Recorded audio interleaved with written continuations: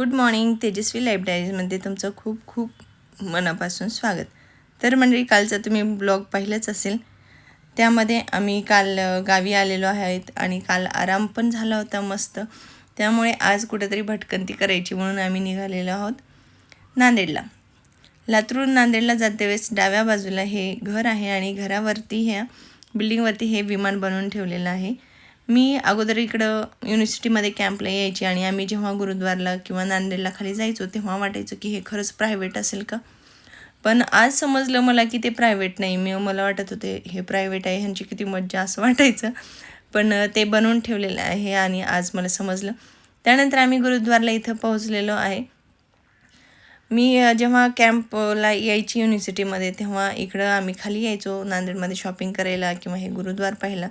मी ह्या आधी 2014ला आली होती. आत्ता तब्बल 12 वर्षांनी इकडं आलेली आहे. त्यानंतर मला इथं खूप सारे मोठे मोठे बदल दिसले, कारण की बऱ्याच वर्षांनी आले ना आपल्याला हे बदल जास्त जाणवतात.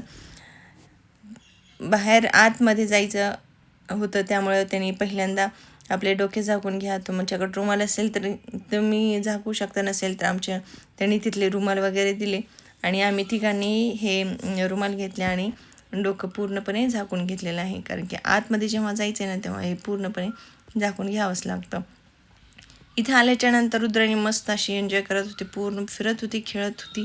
परंतु तिचं काही थांबतच नव्हतं म्हणून तिला हाताला पकडलं आणि पहिल्यांदा आपण हे दर्शन घ्यायला जाऊ म्हणून आम्ही आतमध्ये निघालो. निघण्याआधी आम्ही एक छानसा असा फोटो वगैरे काढून घेतला. छान फोटो काढल्याच्यानंतर आतमध्ये जायचं होतं तर त्यांनी पहिलेच पाय वगैरे धुवायला इथं कंटिन्युअसली पाणी चालूच असतं आणि आतमध्ये गेल्याच्यानंतर अजिबातसुद्धा मोबाईल किंवा कॅमेरा अलाउ नाही आहे. आणि बॅक साईडला हे प्रसाद देतात तेव्हा आम्ही तिथं थोडंसं हे प्रसादाचं घेतलेलं आहे आणि पूर्णपणे मागच्या साईडला पण आम्ही मस्त असं फिरून घेतलो, परंतु तिकडे काहीच शूट करायला अलाउ नाही आहे म्हणून मग मी बाहेर आलो आणि आम्ही आता लंगरकडे निघालेलो आहोत. लंगरला निघण्याआधीच इथं मस्त पूर्णपणे छानसं पाहून घेतलं.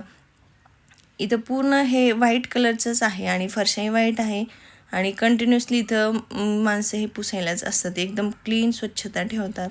त्यानंतर शांतताही खूप आहे, अजिबात गर्दा वगैरे काहीच नाही आहे. खूप सुंदर आहे हा गुरुद्वार, तुम्ही एकदा नक्की पाहून घ्या. आणि तुम्ही पाहू शकता इकडं आंब्याचं झाड होतं, त्याला आंबेसुद्धा किती लागलेले आहेत.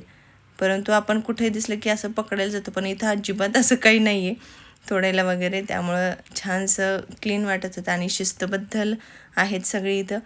त्यानंतर इकडे लंगरला आल्याच्यानंतर आपापलं इथं ताट आणि तुम्ही पाण्याचं बाऊल तुम्ही स्वतः घेऊन यायचं आहे आणि त्यानंतर ते आत बसल्यानंतर जेवायला वाटतात. जेवण करण्यासाठी अजिबातसुद्धा वेटिंग नाही आहे इथं. तुम्ही जिथं जागा असेल पंक्तीमध्ये तिथंच बसू शकता. त्यानंतर ती आल्याच्यानंतर ते बसल्यानंतर आपण ते जेवायला वाढतात आणि जे काही असेल 2 भाज्या होत्या, त्यानंतर भात होता आणि चपाती पण होती. असं आम्ही इथलं जेवण वगैरे केलं आणि त्यानंतर बाहेर असं मस्त असं फोटोशूट केलं. छान फोटो वगैरे काढून झाल्यानंतर इथं बाहेर मस्त असं थोडंसं फिरलो बागेमध्ये.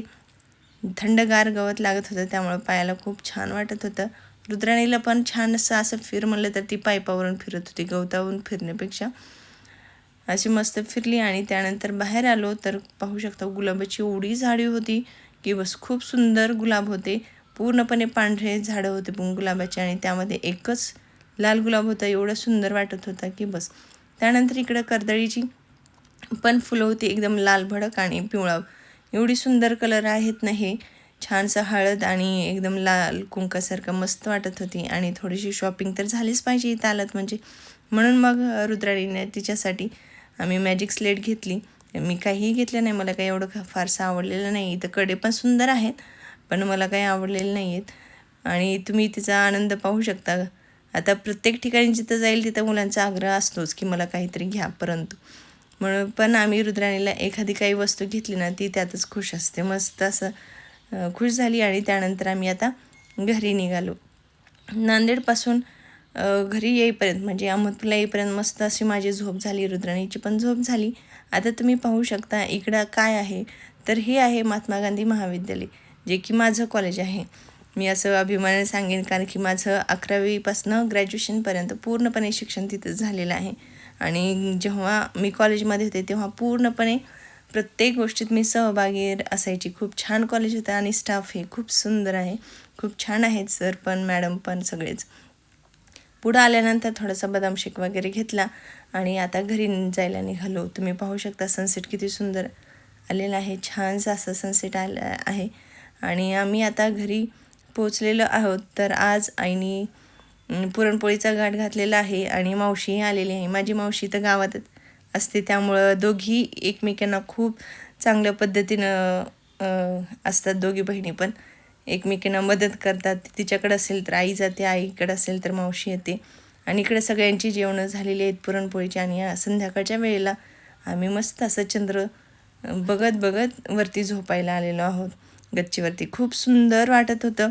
आणि कसं सिटीमध्ये कंटिन्युअसली 4 भिंतीतच झोपायचं, परंतु गावाकडे आलं ना हे खूप छान वाटतं हे क्षण. तर चला भेटूया. तुम्हाला हा व्हिडिओ आवडला असेल तर नक्की लाईक करा, शेअर करा, कमेंट करा आणि पुन्हा भेटूया नेक्स्ट व्हिडिओमध्ये.